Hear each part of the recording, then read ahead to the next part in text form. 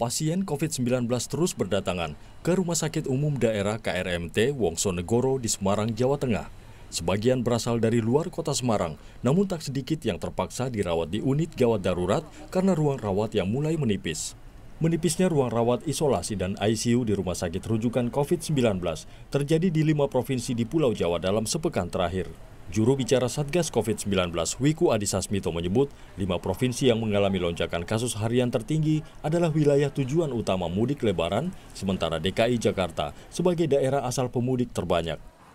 5 provinsi teratas yang mengalami kenaikan kasus, seluruhnya berasal dari Pulau Jawa, yaitu Provinsi DKI Jakarta, Jawa Tengah, Jawa Barat, Daerah Istimewa Yogyakarta, dan Jawa Timur. Bahkan provinsi ke-6 teratas juga berasal dari Pulau Jawa, yaitu Provinsi Banten, dengan kenaikan kasus lebih dari 400 hingga 7.000 kasus di minggu ini. Kenaikan kasus pada minggu ke-5 pasca periode libur Idul Fitri ini jelas terlihat pada daerah yang menjadi tujuan mudik seperti Jawa Tengah, Jawa Timur, DIY, Banten, dan Jawa Barat, serta daerah yang menjadi asal pemudik yaitu DKI Jakarta. Sehari sebelumnya, Presiden Jokowi memanggil Gubernur Anies Baswedan termasuk Forkopimda DKI Jakarta untuk menangani lonjakan kasus harian di ibu kota. Wakil Gubernur DKI Jakarta Ahmad Riza Patria menyebut Presiden Jokowi memerintahkan Pemprov memaksimalkan penerapan aturan dengan mengerahkan aparat TNI Polri lebih banyak.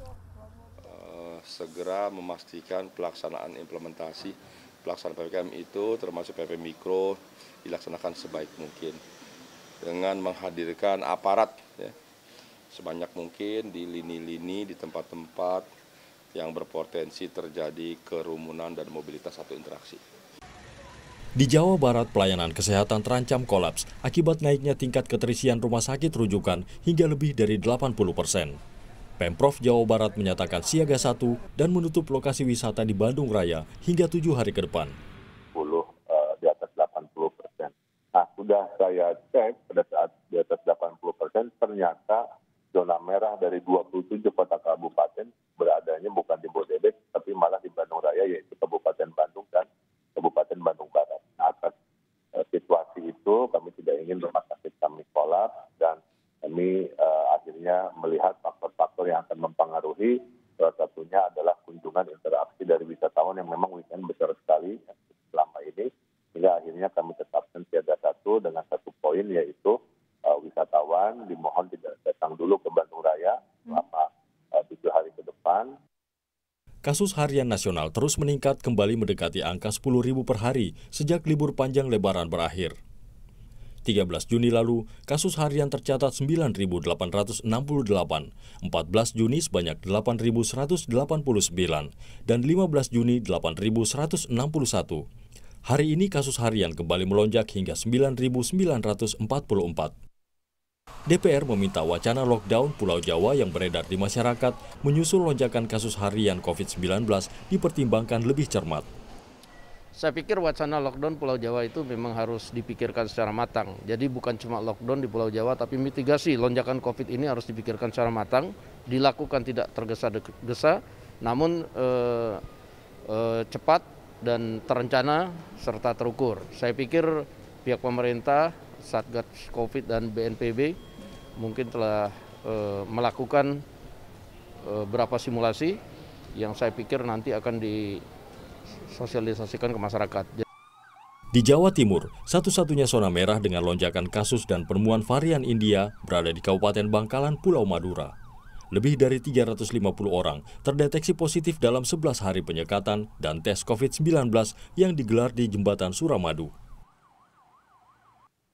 Tim Liputan, Kompas TV.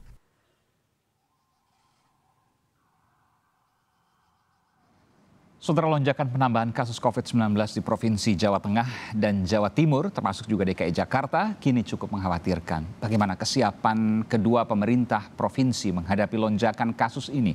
Akankah aktivitas dan mobilitas masyarakat di dua provinsi, kali ini saya akan fokus di dua provinsi ini, lebih diperketat, Jawa Tengah dan Jawa Timur?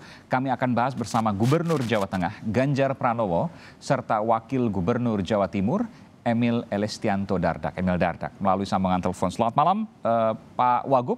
Mas Emil? Malam, Mas Aiman. Iya, kami masih menunggu juga Pak Gubernur Ganjar, Mas Ganjar, Gubernur Jawa Tengah. Saya ke Mas Emil.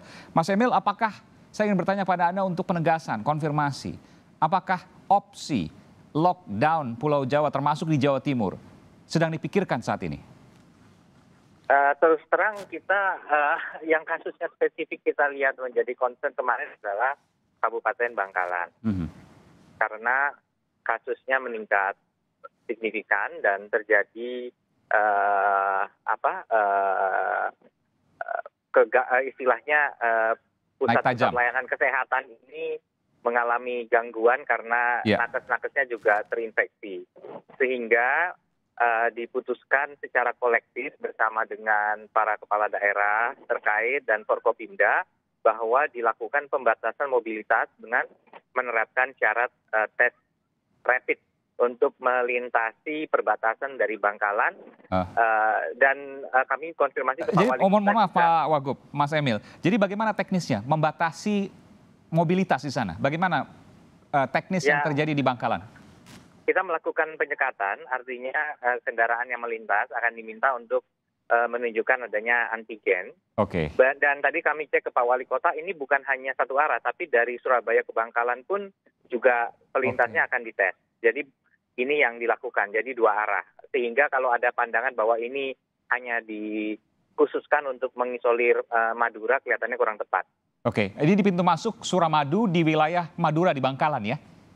Ada dua titik, jadi di dalam di wilayah Madura dan juga di kaki. Jadi kalau bicara Suramadu ada kaki sisi Bangkalan dan kaki di sisi Surabaya. Betul, dua-duanya ada titik penyekatan itu? Betul, ya. Oke. Jadi di ujung-ujung tol lah kurang lebih begitu ya, di ujung jembatan itu ya? Betul. Di kanan dan kirinya itu. Tapi memang kami ini juga baru saja melintasi jembatan dan kami menyampaikan masukan untuk upaya pengoptimalan pelaksanaan penyekatan dari sisi Madura khususnya. Kelihatannya masih ada yang bisa ditingkatkan di sana.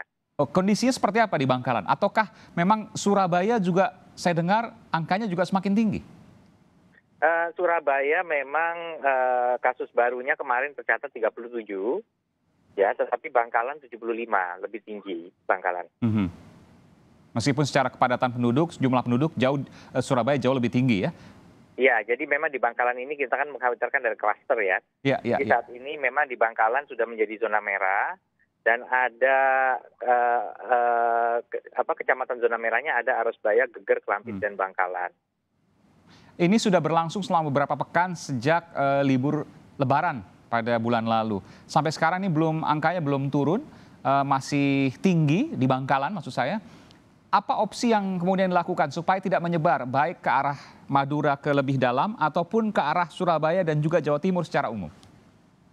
Iya, jadi memang penyekatan ini sampai hari ini aja sudah ada hampir 40.000 rapid test yang dilakukan di sisi Suramadu dan di Patepan ya, ada dua pos Patepan dan Suramadu dan memang kita mengidentifikasi sudah diketemukan yang positif dan yang dikarantina sementara menunggu hasil ini aja sudah memanfaatkan fasilitas yang ada di BPW Suramadu. Jadi langkah penyekatan ini bertujuan untuk melakukan, jadi ada semacam proses di mana masyarakat juga akan menyesuaikan urgensi dari perjalanan mereka. Boleh disampaikan mungkin Pak Wagub punya datanya Mas Emil, ada berapa dari titik penyekatan tadi yang positif COVID?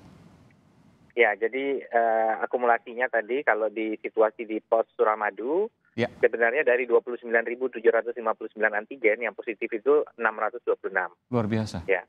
Dari 2.700, 600 berarti? Dari 29.000. Oh, 29.000, oke. 600 yang positif. Iya.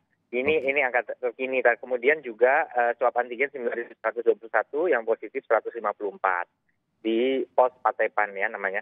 Nah, tetapi kita melakukan juga swab PCR terhadap yang reaktif tadi, gitu. Jadi memang tingkat positivity rate kalau sudah antigennya reaktif relatif tinggi, di kisaran hampir 50% lebih ya malah.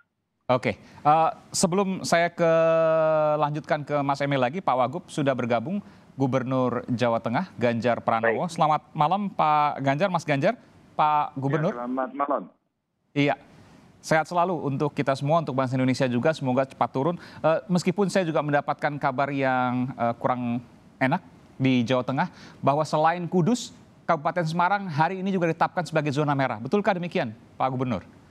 Ada 8 semuanya ya, Kabupaten Semarang sama Sragen ini kemarin sempat merah, kembali orange, sekarang merahnya pindah ke Wonogiri, dan kemungkinan dalam 1-2 hari ini, 1-2 minggu ini akan berganti-ganti tergantung penanganannya. Tapi di sekitar Kudus yang lain sudah merah semuanya. Oke, ada opsi terkait dengan lockdown di Pulau Jawa. Apakah opsi ini juga akan dipikirkan oleh pemerintah Provinsi Jawa Tengah? Jangan kemana-mana dulu Pak Gubernur dan Pak Wagub. Selepas jeda saya akan segera kembali untuk membahas soal ini. Sesaat lagi saudara di Sapa Indonesia Malam.